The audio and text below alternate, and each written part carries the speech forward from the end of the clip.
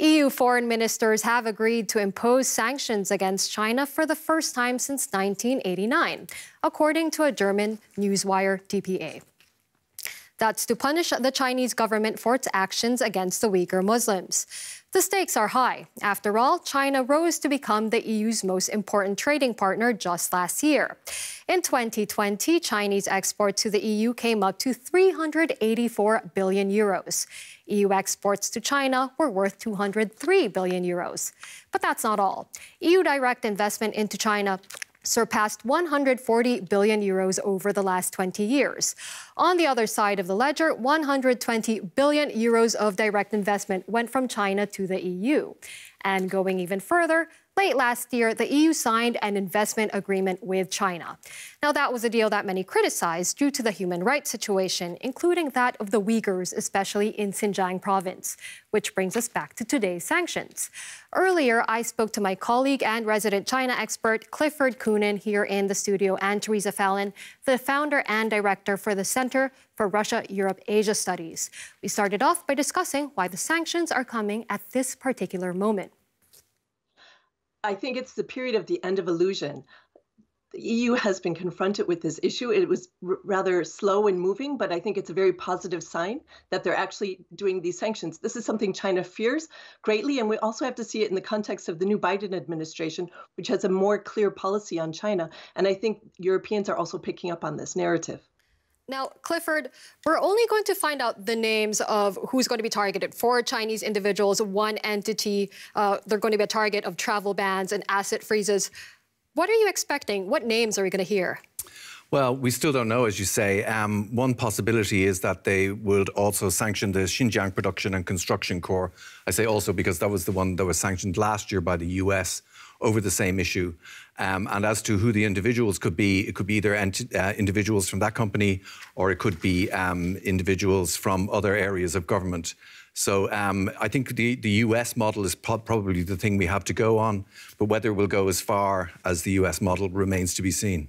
So that speaks to what Teresa was saying about the EU following the US's line here a bit.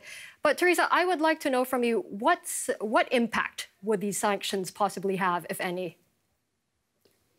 I think that they're actually very smart, targeted sanctions. And I think it's a starting point. This is something that Beijing is very fearful of, and they can actually be ratcheted up to people who are closer and closer to the Chinese Communist Party leadership. So this is something they all fear, the inability to maybe travel to Europe or have frozen issues on their bank accounts abroad. So I think these really are targeted and will be effective. So they might hit them where it hurts. Now, Clifford, going to you again. Now, China's ambassador to the EU, Zhang Ming, warned, if I can read here, if some insist on confrontation, we will not back down. What kind of retaliation can we expect? Well, going by what's been in the Chinese media, it looks like it could be similarly targeted kind of response. It could be that they go after Adrian Zenz, who is the researcher who started a lot of the, who issued a lot of the revelations about what was going on in Xinjiang in the camps. Or it could be more focused at EU officials. But quite how it plays out is still quite difficult to see because we're very much in new territory here. But we're definitely expecting some form of retaliation. It would be odd if we got no response. But this is an ongoing conversation, Teresa. Aren't the sanctions a bit of a mixed message, given that the EU and China have this big investment agreement that is up for ratification? Yes, the Comprehensive Agreement on Investment, which was agreed in principle at the end of December, sending mixed messages for certain.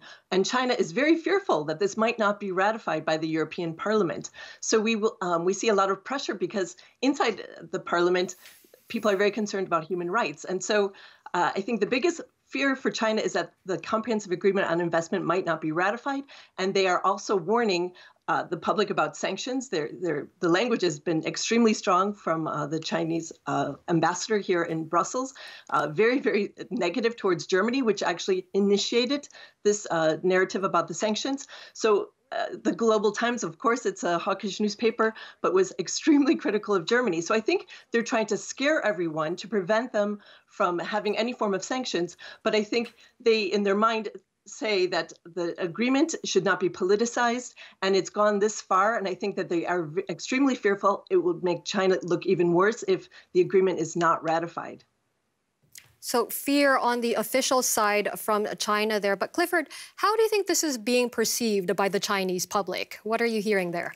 Well, on the one hand, a lot of the focus in China right now is on the US, and after the meeting in Anchorage last week, which is being seen very much as a major power game between the two, and so it's very much about resolute opposition to the US. So in some ways, the EU isn't quite on the radar, but the message has been quite a tough stance as well. So I think this is playing out among the public as another front on which China is currently battling. All right. So that was my colleague Clifford Coonan here in the studio, and Teresa Fallon. She's the founder and director of the Center for Russia, Europe, Asia Studies in Brussels. Thank you both for your insights today.